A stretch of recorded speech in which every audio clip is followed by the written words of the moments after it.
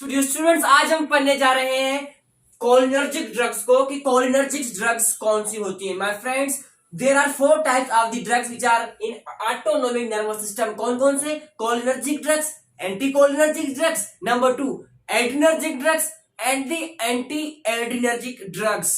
इनसे पहले हमें यह मालूम होना चाहिए जो ड्रग्स हम देते हैं बॉडी में जाकर के नर्वस सिस्टम में फिर अपना काम करते हैं, उनसे पहले हमें ये मालूम होना चाहिए कि ये नॉर्मल फिजियोलॉजी जो चल रहा है बॉडी में उसका क्या सीन है। फिर उसके बाद हम आएंगे कि जो दो ड्रग्स दे रहे हैं जो फिर वही काम कर रहे हैं जो नॉर्मल फिजियोलॉजी में हो रहा है। तो नॉर्मल फिजियोलॉजी में हमारे पास क्या है? हमारा nervous system. Got it my friends? Nervous system. Nervous system में हमारे पास दो टाइप्स हैं, तकसीम किया गया, central nervous system, peripheral nervous system. Got it my friends? Central nervous system को मजीद दो टाइप्स में फिर फर्दर डिवाइड किया गया। कौन कौन से में? जैसे सेंट्रल नर्वस सिस्टम में हमारे पास कौन से आते हैं? दो पार्ट्स आते हैं बॉडी के, brain and the spinal cord. Brain आती है एंड दी स्पाइनल कॉर्ड। अच्छा, स्पाइनल कॉर्ड और the brain. Peripheral nervous system वो है जो के क्या हो, जिसमें क्या हो, ब्रेन और स्पाइनल कॉर्ड में से क्या जो नर्व्स निकले, ठीक है, यहां से जो नर्व्स अराइज हो वो है हमारे पास पेरिफेरल नर्वस सिस्टम। जैसे ये आपको तीन टाइप की नर्व्स नजर आ रही हैं, ये भी इन्हीं में से लिए गए हैं। Got it my friends? फिर फर्दर पेरिफेरल नर्वस सिस्टम जो है उसमें से दो टाइप्स की नर्व्स निकलती हैं। कौन कौन सी nerves? Sensory and the motor nerves. कौन सी my students? Sensory and the motor nerves. Sensory और मोटर से आपको यह मालूम होना चाहिए कि आया ब्रेन में से कितने नर्व्स निकलती है, स्पाइनल कॉर्ड में से कितनी निकलती है। तो ब्रेन में से 12 पेयर्स निकलती हैं। कितने स्टूडेंट्स? ये तो आपको इल्म ही होगा, 12 pairs of the cranial nerve. और पेरिफेरल नर्वस सिस्टम जो निकलती है स्पाइनल कॉर्ड में से हमारे वो कितनी है? 31 पेयर्स। अच्छा, उसके बाद हमारे पास क्या था? सेंसरी और मोटर नर्व्स। सेंसरी और मोटर में ये फर्क है कि सेंसरी क्या करता है? इंफॉर्मेशन को गेन करता है, सेंस करता है। कहां से? टारगेटेड ऑर्गन, किसी भी पार्ट से उसको उठा करके towards the central nervous system क्या करता है? यहां से गेन करके towards the central nervous system लेके जाता है। और मोटर नर्व्स कौन से? जो मैसेज को from towards the brain targeted एयरगेट, कहां से? स्पाइनल कॉर्ड से टुवर्ड्स दी का लेके जाते हैं टारगेटेड ऑर्गन। इनको एफरंट कहते हैं और इनको इफरंट भी कहते हैं। अच्छा, इसके बाद हमारे पास फिर जो ड्रग्स है मोटर, उनको मजीद कैटेगराइज किया गया दो में। कौन से में? सोमेटिक में एंड दी ऑटोनोमिक में। कौन से में माय फ्रेंड्स? सोमेटिक में एंड दी ऑटोनोमिक में। अच्छा, सोमेटिक और ऑटोनोमिक में क्या फर्क है? सोमेटिक और ऑटोनोमिक में ये फर्क है, सोमेटिक नर्व सप्लाई की जाती है वॉलंटरी मसल्स को जो कि हमारे अंडर कंट्रोल होते हैं, जैसे स्केलेटल की मसल्स हो गए। क्या? स्केलेटल मसल्स हो गए, ये कौन सी है हमारे पास? वॉलंटरी। क्यों? क्योंकि ये हमारे अंडर कंट्रोल होती हैं। और ऑटोनोमिक में जो नर्व्स निकलती हैं वो सप्लाई की गई किनको? ऑटोनोमिक को, यानी अनवॉलंटरी, हमारे कंट्रोल में नहीं है। जैसे जैसे हमारे पास क्या आ गया? क्या एग्जांपल है? हार्ट की एग्जांपल लेते हैं, ठीक है। हार्ट को सप्लाई किए गए हैं जीआईटी। कौन से को? जीआईटी को, ठीक है, जीआईटी को सप्लाई की, यानी स्मूथ मसल्स को ऑटोनोमिक नर्वस सिस्टम के जो नर्व्स है वो सप्लाई किए गए हैं। फिर इसी तरह ऑटोनोमिक नर्वस सिस्टम एएनएस जो उसके दो टाइप में फिर कैटेगराइज किया गया मजीद। कौन से में? Parasympathetic and the sympathetic. Parasympathetic में हमारे पास क्या है कि बॉडी जब रिलैक्स कंडीशन में होता है, बिल्कुल खुशगवार मूड में होता है, यानी किसी टाइप का, किसी किस्म का उसको इमरजेंसी या किसी किस्म का मतलब स्ट्रेस वगैरह नहीं होता। और सिंपैथेटिक में क्या होता है कि सडनली कोई इमरजेंसी का केस आ जाना सामने से, कोई इमरजेंसी, कोई फाइट और फ्लाइट का सीन बॉडी के साथ पेश आना। तो पैरासिम्पैथेटिक में क्या होता है कि हार्ट रेट डिक्रीज हो जाती है और सिंपैथेटिक में क्या होता है? हार्ट रेट इंक्रीज हो जाता है। इसी तरह फिर सैलिवा की प्रोडक्शन होती है, पैरासिम्पैथेटिक में ज्यादा इंक्रीज कर देता है, सिंपैथेटिक में क्या? डिक्रीज कर देता है। इनको हम फर्दर फिर आगे एक्सप्लेन करेंगे। ये थे हमारे पास पैरासिम्पैथेटिक और दी सिंपैथेटिक नर्व्स। अच्छा, पैरासिम्पैथेटिक नर्व्स निकलती हैं कहां से? वो हमारे ब्रेन से जो 8-12 नर्व्स निकलती थी, 12 पेयर्स क्रेनियल्स की, ठीक है, उनमें से 4 नर्व्स हमारे निकलती हैं ब्रेन में से, जो कि पैरासिम्पैथेटिक में आती है। कौन कौन से नर्व नंबर 3, ठीक है, olfactory, optic and the oculomotor, यानी ऑक्यूलोमोटर नर्व, ठीक है, नर्व नंबर 3, नर्व नंबर 7 जिसको फेशियल नर्व कहते हैं, नर्व नंबर 9 जिसको कहते हैं glossopharyngeal, and the last one is 10 जिसको कहते हैं वेगस नर्व। ये नर्व्स कहां से निकलती हैं स्टूडेंट्स? ये पैरासिम्पैथेटिक नर्व निकलती है क्रेनियल यानी ब्रेन में से निकलती हैं। उसके अलावा 5 नर्व फिर हमारे कहां से निकलती है? सैक्रल एरिया में से, ठीक है। इसी तरह फिर क्या होता है कि थोरेसिक और लंबर रीजन की जो नर्व्स निकलती हैं वो है हमारे पास सिंपैथेटिक की नर्व्स। कहां से? थोरेसिक में से, चेस्ट की कैविटी जो 12 जो नर्व्स निकल रही है थोरेसिक में से, और इसके अलावा कौन सा है? थोरेसिक और लंबर में से, ठीक है। तो इसके अलावा हम बात करेंगे किन की? सोमेटिक भी होगी, ऑटोनोमिक भी होगी। अच्छा, अब हम बात करेंगे न्यूरोट्रांसमीटर्स की। ये जो सिंपैथेटिक और पैरासिम्पैथेटिक नर्व्स निकल रही हैं, इनके ऊपर क्या है? न्यूरोट्रांसमीटर्स, जो क्या करते हैं? मैसेज को कन्वे करते हैं, मैसेज को पास थ्रो करते हैं टुवर्ड्स द टारगेटेड ऑर्गन। क्या काम? सरंजाम देने के लिए। तो हमारे पास न्यूरोट्रांसमीटर्स हमारे पास कितने हैं? सोमेटिक में हमारे पास न्यूरोट्रांसमीटर एक ही है। क्यों एक है? क्योंकि सोमेटिक के पास ओनली 1 न्यूरॉन है, इसीलिए इसके पास neurotransmitter only 1, and that is acetyl choline. And obviously my students क्या है? एसिटाइल कोलिन है इसके पास, सोमेटिक के पास। और ऑटोनोमिक में हमारे पास 2 टाइप्स है, पैरासिम्पैथेटिक एंड सिंपैथेटिक। और पैरासिम्पैथेटिक सिंपैथेटिक फर्दर 2-2 न्यूरॉन्स है। क्या है? 2-2 न्यूरॉन्स। पैरासिम्पैथेटिक का क्या सीन है? उसका सीन थोड़ा यूं है कि उसमें जो गैंग्लियन आ रही है, 2 नर्व्स जहां पर मिल रहे हैं, साइनेप्स कर रहे हैं, उसकी जो गैंग्लियन है away from the central nervous system है, जबकि टुवर्ड्स द ऑर्गन है। Got it my friends? और सिंपैथेटिक में क्या है? सिंपैथेटिक में गैंग्लियन जो साइनेप्स के वो क्या है? करीब किसके? Towards the central nervous system है, and away from the targeted organ है। अच्छा, उसके बाद हम चलेंगे कि ये जो नर्व्स हैं यहां से क्या जाते हैं? न्यूरोट्रांसमीटर्स रिलीज होती हैं। जैसे सोमेटिक में से हमारे पास क्या रिलीज हो रहा था? ACH, क्या? ACH। उसके बाद हमारे पास क्या है? पैरासिम्पैथेटिक और दी सिंपैथेटिक। अच्छा, पैरासिम्पैथेटिक को प्री जो गैंग्लियोनिक एक्सोन है फर्स्ट न्यूरॉन का, उसमें भी हमारे पास क्या रिलीज होता है? कौन सा neurotransmitter? Acetyl choline, ACH।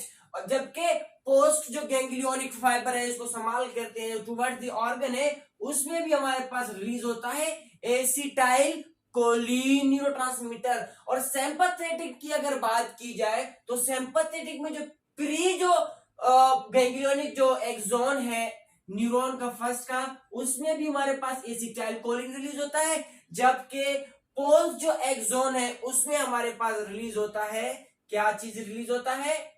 ND, नोर एड्रीनलिन। क्या? नोर एड्रीनलिन। Got it students? अब हम देखेंगे कि यहां पर जो एसिटाइल कोलिन जो रिलीज हो रहा था, वो जो ड्रग्स है ये क्या काम करेगा? किसका? कोलिनर्जिक का। और एनडी जो है नोर एड्रीनलिन, ये काम क्या करेगा? Adrenergic drugs. इसकी जगह पर क्या करेंगे? Adrenergic drugs. सपोज करें कि क्या हुआ, नर्व्स जो थी न्यूरोट्रांसमीटर उनमें से रिलीज हो गई, नर्व्स भी आ गई हमके पास, एसिटाइल कोलिन भी आ गई। जैसे ही क्या होगा? जैसे ही यहां से ब्रेन से क्या आएगा? नर्व की डिपोलराइजेशन स्टार्ट हो जाएगी, तो नर्व की डिपोलराइजेशन के पास क्या होगा? एसिटाइल कोलिन की प्रोडक्शन स्टार्ट होगी। जैसे ही एसिटाइल कोलिन प्रोड्यूस होगा तो उसे कहीं न कहीं जाकर किसी न किसी रिसेप्टर की जरूरत पड़नी है। और ऐसा ही है माय फ्रेंड्स कि क्या होगा? जैसे ही रिलीज होगा तो there are 2 types of the receptors of the parasympathetic. कौन कौन से? मस्कर्निक रिसेप्टर्स नंबर 1 हमारे पास। नंबर 1 क्या है? मस्कर्निक, ठीक है, मस्कर्निक रिसेप्टर्स। दूसरा हमारे पास क्या है? दूसरा क्या है हमारे पास?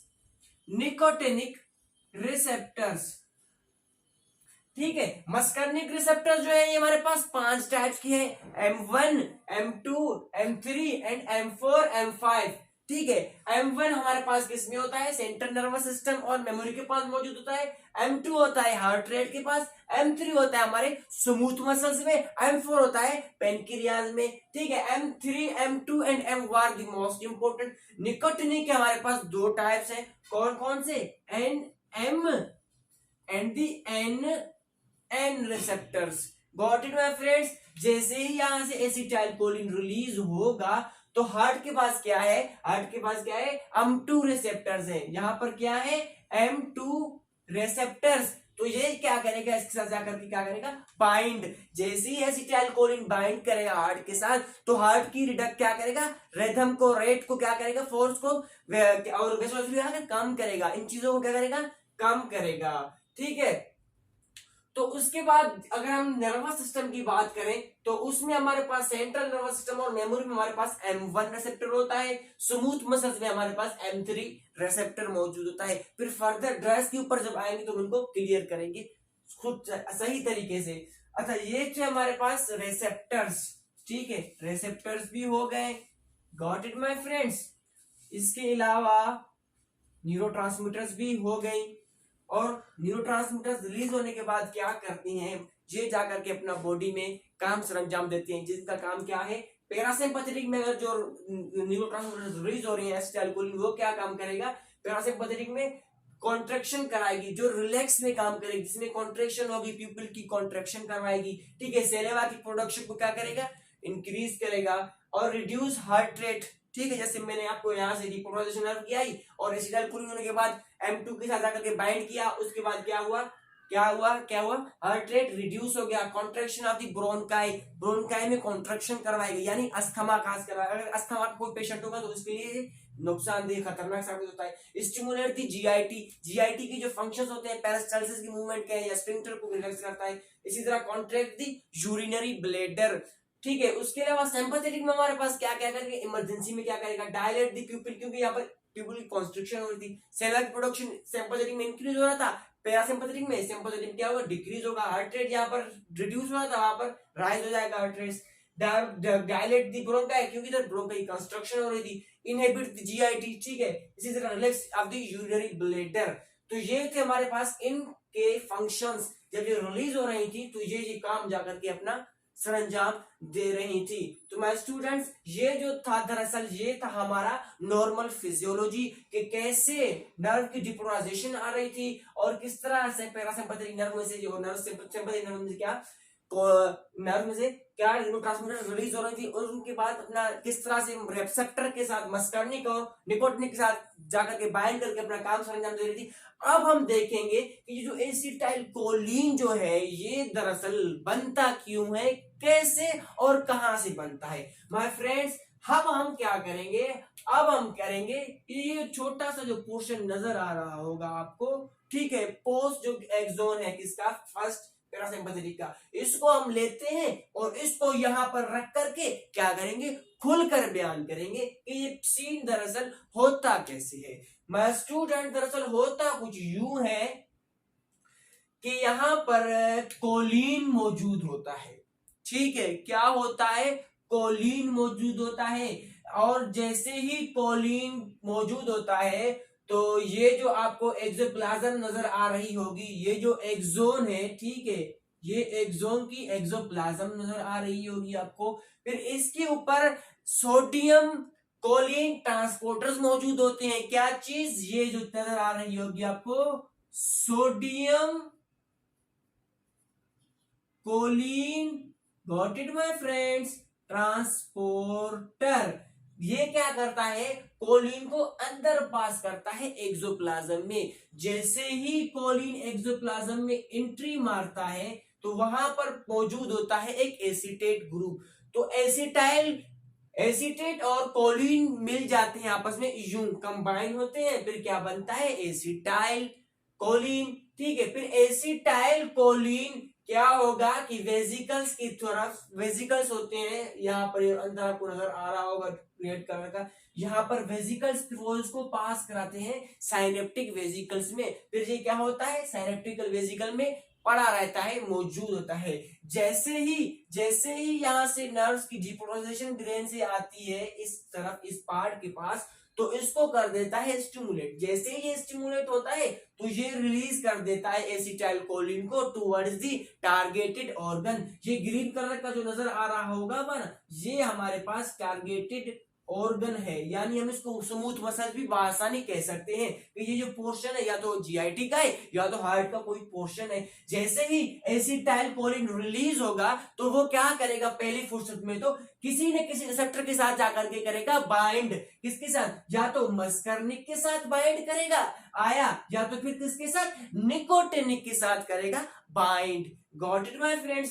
जैसे ही ये बाइंड करेगा फिर उसके बाद वही अपना काम सरंजाम देगा। क्या?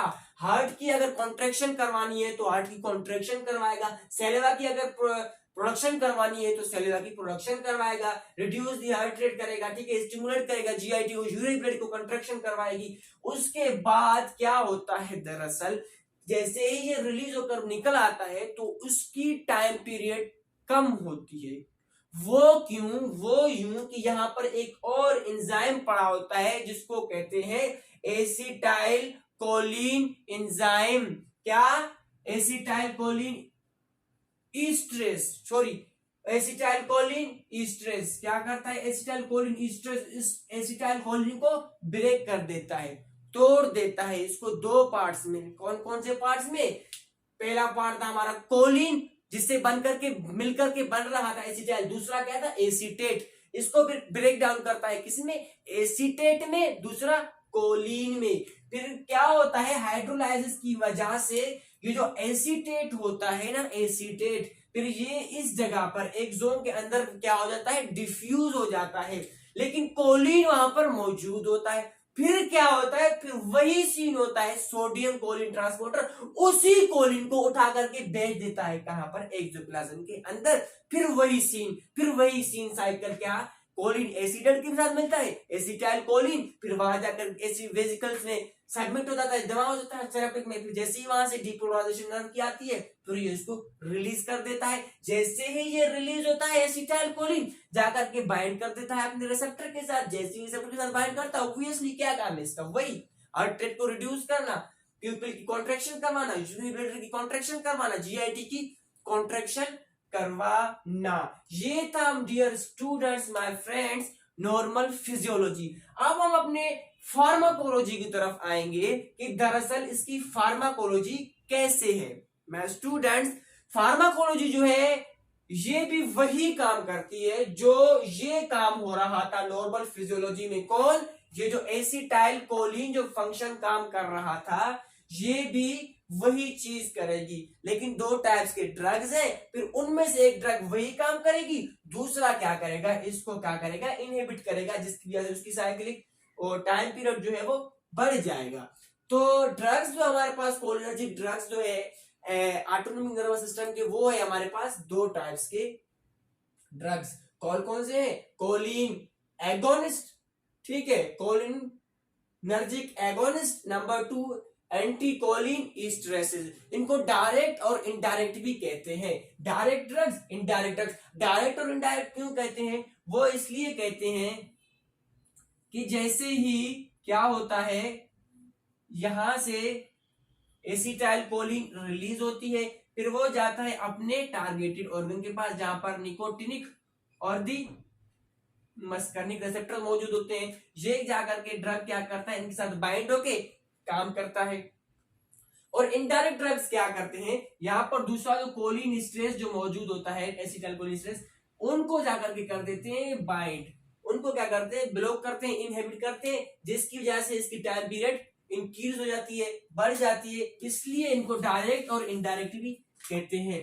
तो कोलिनर्जिक एगोनिस्ट हमारे पास मजीद दो टाइप के ड्रग्स हैं। कौन कौन से ड्रग्स हैं? कोलिन स्ट्रेस की सूरत में, दूसरा स्ट्रेस और alkaloids. Number 1 choline stress, number 2 alkaloids. अब हम देखेंगे ड्रग्स को कि कोलिन स्ट्रेस में हमारे पास कौन से ड्रग्स है, अल्कलॉइड्स में कौन से ड्रग्स है। माय फ्रेंड्स, कोलिन स्ट्रेस में हमारे पास ड्रग है नंबर 1 एसिटाइल कोलिन, नंबर 2 हमारे पास कौन सा है, bethanechol. Acetyl choline, bethanechol. Number 3 क्या है, कार्बाकोल। क्या? कार्बाकोल। There are 3 drugs. कौन सा? Acetyl choline, bethanechol, carbachol. कोल। अल्कलॉइड्स में हमारे पास दो ड्रग्स की ड्रग्स कौन कौन से हमने लिए हैं, मस्करीन, ठीक है, दूसरा क्या लिया है, पाइलोकार्पाइन, मस्क्यूरिन, पाइलोकार्पाइन। ये जो ड्रग्स है ये डायरेक्ट ड्रग्स हैं, ये क्या करते हैं, कोलिनर्जिक एगोनिस्ट है। ये कोलिनर्जिक एगोनिस्ट क्यों, क्योंकि एसिटाइल कोलिन की वजह से इसका नाम पड़ा कोलिनर्जिक। जो काम एसिटाइल कोलिन कर रहा था यही ड्रग्स दरअसल ब्लड स्ट्रीम में एंटर होने के बाद नर्वस सिस्टम के पास आएगी, नर्व और डीपोलराइजेशन स्टार्ट होने के बाद वही फंक्शन करेगी, काम करेगी जो कि एसिटाइल कोलिन कर रहा था। उसके बाद हमारे पास ड्रग्स है कोलिन स्ट्रेसिस, ठीक है, एंटी कोलिन स्ट्रेसिस यानी इनडायरेक्ट। इनको फिर फर्दर दो टाइप में तकसीम किया गया। कौन सा, नंबर 1 रिवर्सिबल की सूरत में, नंबर 2 इरिवर्सिबल। अच्छा वो क्यों, वो यूं कि रिवर्सिबल की सूरत में इसलिए क्योंकि इनका टाइम पीरियड रखा गया है कि इस टाइम तक, इतने टाइम तक ये ड्रग्स काम करेंगी और इतने टाइम तक ये ड्रग्स काम करेंगी। तो रिवर्सिबल जो ड्रग्स है वो हमारे पास आधे घंटे से लेकर के यानी 30 मिनट से लेकर के 6 घंटे तक अपना काम करेंगी। क्या काम करेंगी, कोलिन स्ट्रेस की करेंगी ब्लॉक, ठीक है। उसके बाद हमारे पास क्या है, इरिवर्सिबल, ये जो हंड्रेड्स ऑफ द आवर्स के लिए काम करेंगी। क्या करेंगी, 100 ऑफ आवर्स के लिए इसको क्या करेंगे, एसिटाइल कोलिन स्ट्रेस को ब्लॉक कर देंगी, जिसकी वजह से क्या होगा, एसिटाइल कोलिन का टाइम पीरियड बढ़ जाएगा। तो देखेंगे रिवर्सिबल को अब क्या कहते हैं, फर्दर इसको कहते हैं हम कार्बामेट्स। तो कार्बामेट्स में हमारे पास ड्रग्स कौन कौन से, फाइसोस्टिग्माइन, ठीक है, न्यू स्टिग्माइन नंबर 2, नंबर 3 है हमारे पास पायरो डाइसिग्माइन और राइवा स्टिग्माइन। 5th वन हमारे पास क्या है, एंड्रोफोनियम। और इरिवर्सिबल में हमारे पास कौन से, ऑर्गेनोफॉस्फेट्स। अच्छा ऑर्गेनोफॉस्फेट में हमारे पास कौन कौन से, पैराथियोन, ठीक है, number 2 malathion, parathion, malathion, echothiophate and the dyflos. Got it. ये ड्रग्स को आप क्या करें, आप अपने फिंगर टिप्स पर याद कर लें इनकी क्लासिफिकेशन को। अब हम देखेंगे कि इन ड्रग्स की जो मैकेनिज्म ऑफ द एक्शन क्या है, बिल्कुल वही सेम है, बिल्कुल आसान है। क्या हो रहा था, जो काम एसिटाइल कोलिन जाकर के कर रहा था, कोलिनर्जिक स्ट्रेस क्या करेंगे, कोलिनर्जिक एगोनिस्ट वही काम करेंगे जो कि एसिटाइल कोलिन कर रहा था ना काम, वही काम करेंगे। एसिटाइल कोलिन बाइंड कर जाएंगे निकोटिन को मस्करिन के सबके साथ, मस्करिन और निकोटिन के सबके साथ बाइंड करने के बाद वही काम करेंगी जो एसिटाइल कोलिन कर रहा था। अगर हार्ट की अगर हम बात करें तो हार्ट की क्या कर रहा था, रेट को कम कर रहा था, वेलोसिटी को, फोर्स को कम कर रहा था, सेलुलर की प्रोडक्शन को ज्यादा कर रहा था, रिड्यूस द हार्ट रेट। और अगर हम दूसरों की बात करें, कोलिन स्ट्रेस की बात करें तो ये क्या काम कर रहा था, ये जाकर के इस कोलिन स्ट्रेस को, एसिटाइल कोलिन जो स्ट्रेस है इसको कर रहा था ब्लॉक। जैसे ही ये ब्लॉक हो रहा था तो एसिटाइल कोलिन की टाइम पीरियड यानी वो यहाँ पर ज्यादा टाइम के लिए, मुद्दत के लिए बढ़ पा रहा था, क्योंकि ये इसको तोड़ नहीं पा रहा था। जैसे ये नहीं टूटेगा, ठीक है, ये नहीं टूटेगा तो इसकी टाइम पीरियड इंक्रीज हो जाएगी, जिसकी वजह से अपना काम सही तरीके से सरंजाम दे पाएगा। तो अब हम यूजेस की बात करें अगर इन ड्रग्स की, तो ड्रग्स की यूजेस क्या क्या है। इन ड्रग्स को यूज की जाती है कॉन्स्टिपेशन के लिए। कॉन्स्टिपेशन के लिए क्यों यूज करते हैं, क्योंकि जीआईटी में स्मूथ मसल्स में जाकर के जीआईटी की कॉन्ट्रेक्शन करवाते हैं, ठीक है। क्या करते हैं, जीआईटी की करवाते हैं कॉन्ट्रेक्शन। जैसे ही जीआईटी की कॉन्ट्रेक्शन होती है तो पेरिस्टाल्सिस का मूवमेंट इंक्रीज होता है। तो पेरिस्टाल्सिस का मूवमेंट इंक्रीज होने के बाद क्या होता है, डाइजेशन सही तरीके से होती है। दूसरा क्या करते हैं ये ड्रग, दूसरा इसका काम उलट है, जाकर के क्या करते हैं, स्फिंक्टर जो होते हैं एनस के स्फिंक्टर्स, उनको जाकर के क्या करते हैं, ये रिलैक्स। जैसे ही ये इनको रिलैक्स करेंगे तो स्टूल बआसानी पास हो जाएगा, ठीक है। दूसरी अगर हम इसकी यूजेस की बात करें तो दूसरा हम इसको यूज करते हैं कॉन्ट्रेक्शन के लिए, किसकी, यूट्रस की, उसकी यूरिनरी ब्लैडर की कॉन्ट्रेक्शन के लिए। यूरिनरी ब्लैडर की कॉन्ट्रेक्शन के किस लिए, क्यों, जब यूरिनरी ब्लैडर की कॉन्स्ट्रिक्शन हो जाएगी, ठीक है, ये सुकड़ जाएगा तो यूरिन बआसानी पास होगा। तो उसके बरक्स क्या होगा कि यहाँ के जो दूसरे स्फिंक्टर्स हैं उनको क्या करेगा, ये रिलैक्स। जैसे ही ये स्फिंक्टर्स रिलैक्स हो जाएंगे तो यूरिन बआसानी पास हो जाएगा। अच्छा दूसरा यूज अगर हम इसकी बात की करें यूज की, तो दूसरा हम इसको यूज करते हैं जो जुबान जो ड्राई हो जाता है, माउथ बिल्कुल ड्राई हो जाता है, ठीक है, जिनमें सेलुलर की प्रोडक्शन नहीं होती, तो सेलुलर की प्रोडक्शन करवाने के लिए इन ड्रग्स को यूज करते हैं। दूसरा हम बात करें तो क्या होता है कि लंग्स में ठीक है, लंग्स में तो ये ब्रोंको कॉन्स्ट्रिक्शन करवाती है, तो अस्थमा में इनको यूज नहीं करते। इसी तरह आई की अगर बात करें तो आई की कॉन्स्ट्रिक्शन करवाते हैं। किस किस की आई की कॉन्स्ट्रिक्शन करवाते हैं? आइरिस की, ठीक है, और सिलियरी मसल्स जो होते हैं, आइरिस मसल्स जो सिलियरी मसल्स की क्या करवाते हैं? ये कॉन्ट्रेक्शन, जिसको मियासिस और मीडियासिस का काम करते हैं। जिसको मियासिस और मीडियासिस के लिए हम क्या ड्रग्स ड्रॉप्स यूज करते हैं, जो आई के लिए कतरे, 2 कतरे आई में डाल देते हैं, जो मियासिस मीडियासिस का काम करती हैं। फिर इसी तरह ग्लैंड्स की अगर बात करें तो सेलिवरी ग्लैंड्स जो कि हमारे सेलिवरी ग्लैंड्स में सेलेवा की